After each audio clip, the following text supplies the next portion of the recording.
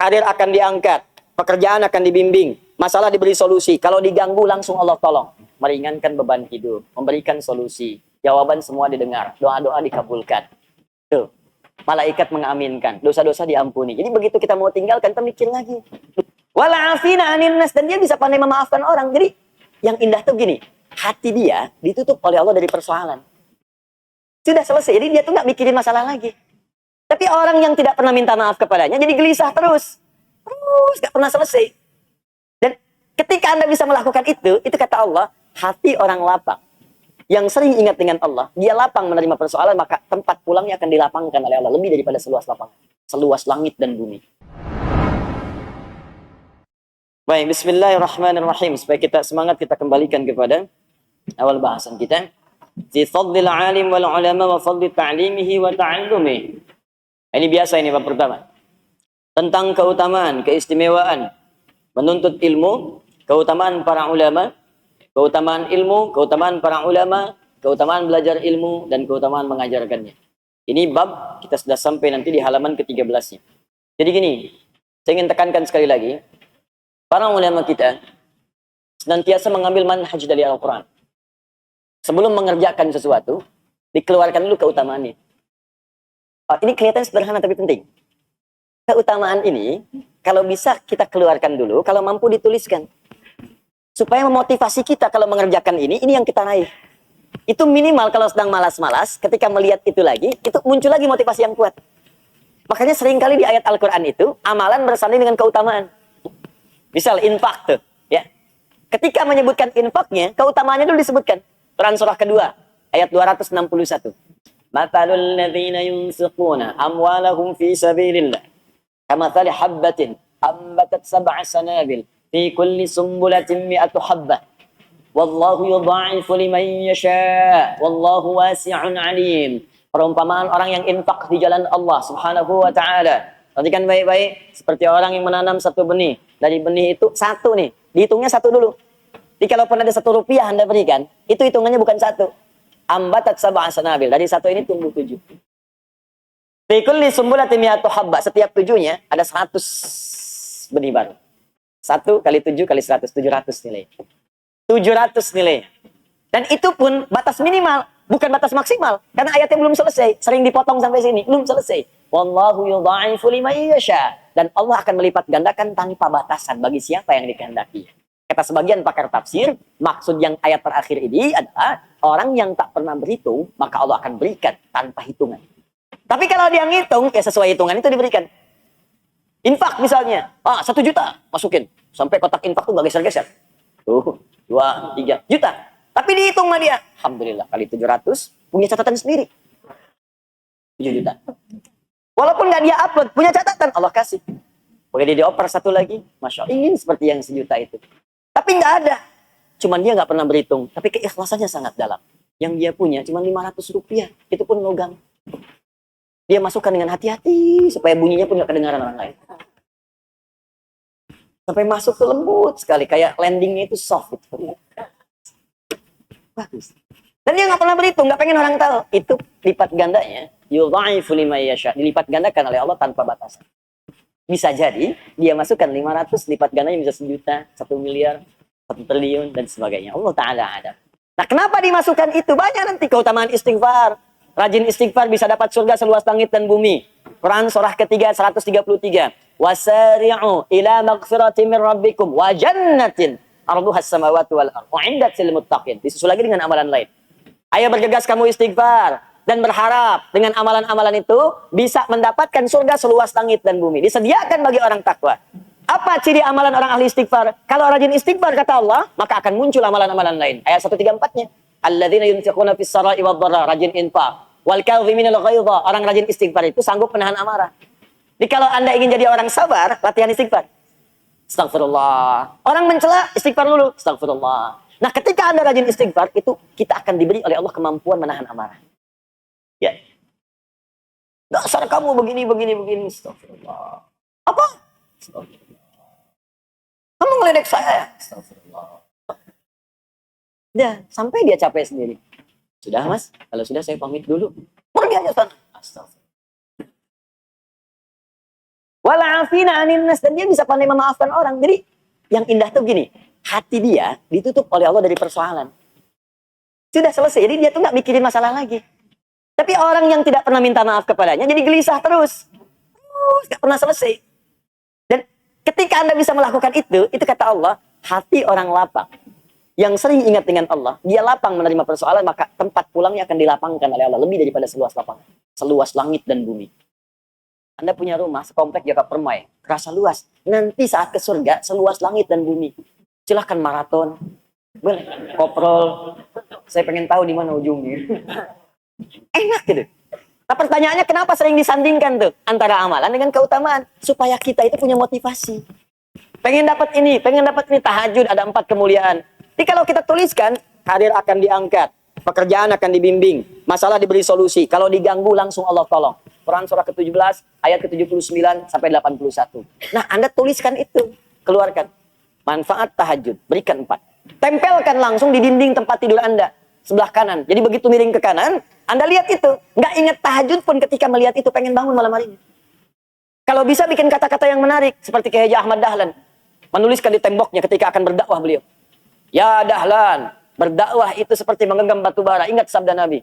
Kalau kamu karena ujian yang kecil aja, karena celaan kamu gagal, kecil kamu. Seperti memegang batu bara. Tuliskan di dinding kita. Katanya karir pengen diangkat oleh Allah. Tahajud aja nggak mampu. Katanya pengen hidupnya mudah, tapi bangun 2 rakaat katanya nggak sanggup. Katanya pengen ditolong oleh Allah, tapi begitu Allah ingin berikan, kamu nggak panggil. Sepertinya apa sih maumu? Tuliskan di situ. Ya, tuliskan. Di situ aku kadang merasa sedih padamu. Catat. Tulis di tembok kita. Begitu dituliskan seperti itu, malam bangun. Itu manhaj namanya. Langsung antum setting alarm kan? Bangunnya bismillah jam 3, bangun. Alarm 2:04, 2:30, 2:45. Ya, supaya tertata rapi. Alarm 2:15, mematikan alarm 2:30. Alarm 2:30, matikan alarm 2:45. 15 menit kan ada persiapan. Jangan dikira orang bangun tuh langsung sadar, kan duduk dulu. Duduk, ngantuk, begini dulu kan, tahan-tahan. Ya, begitu sadar, jam 6. Awal-awal begitu. Lama-lama makin cinta, nanti bangun lebih awal lagi. Nah, ini keutamaan dimunculkan. Makanya jangan heran, para ulama kita itu sebelum menampilkan isinya, tampilkan keutamaannya dulu. Apa keutamaan menuntut ilmu? Supaya nanti kalau sedang malas-malas, maaf ya, kalau ada tantangan pekerjaan lain, kita bisa prioritaskan, tuliskan. Menuntut ilmu, ini keutamaannya. Meringankan beban hidup, memberikan solusi. Jawaban semua didengar, doa-doa dikabulkan. Tuh, malaikat mengaminkan, dosa-dosa diampuni. Jadi begitu kita mau tinggalkan, kita mikir lagi. Jangan-jangan kalau saya pergi ke mall tinggalkan taklim, saya meninggal di mall, dosa belum diampuni. Saya udahlah ke taklim dulu aja. Mall bisa besok lagi. Datang ya. Jelas ya? Nah, apa di antara keutamaannya? Mari kita tuliskan. Bismillahirrahmanirrahim. Kita masuk halaman 13-nya. Saya mulai dari paragraf kemarin yang belum berakhir sepenuhnya. Wa ghayatul ilmi al-'amalu bihi li'annahu thamratuhu wa fa'idatul umri wa zadul akhirah. Kemarin kita sampai situ.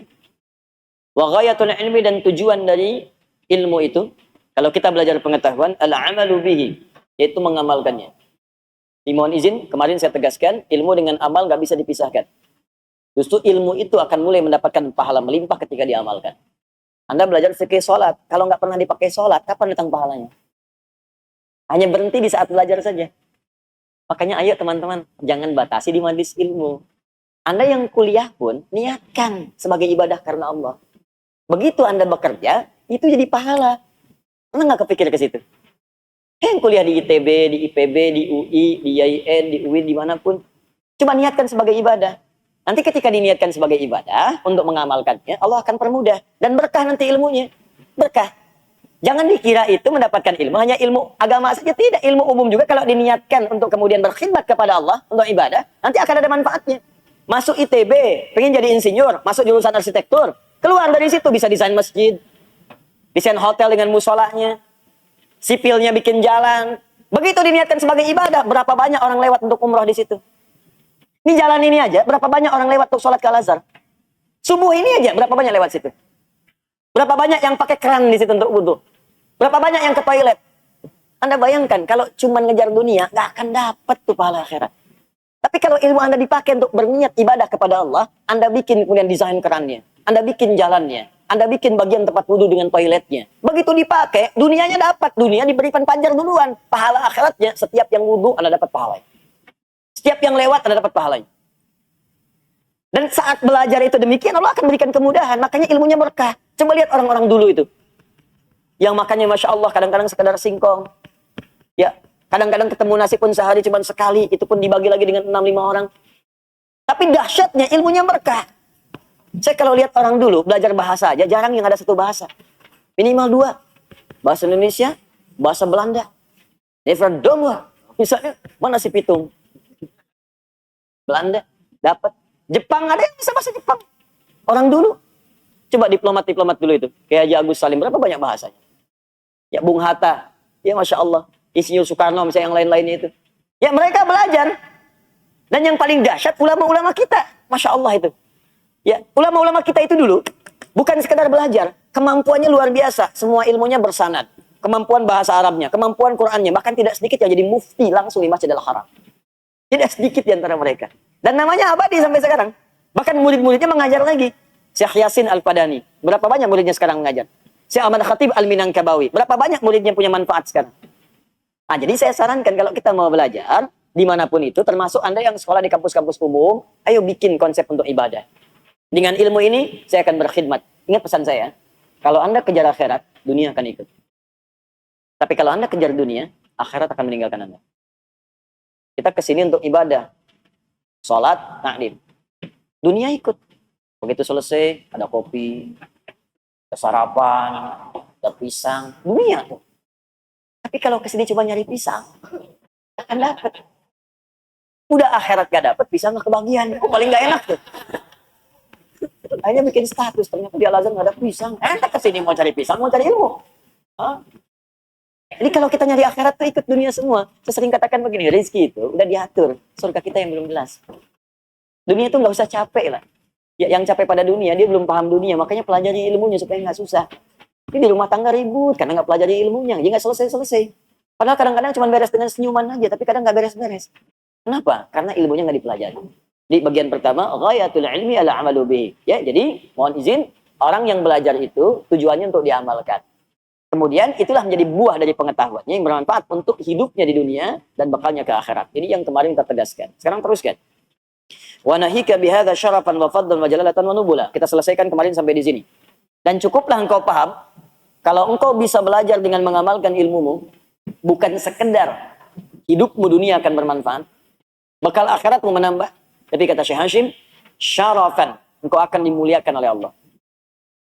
Wa fadla, engkau akan diberikan keutamaan lebih oleh Allah. Syaraf, diangkat kemuliaannya.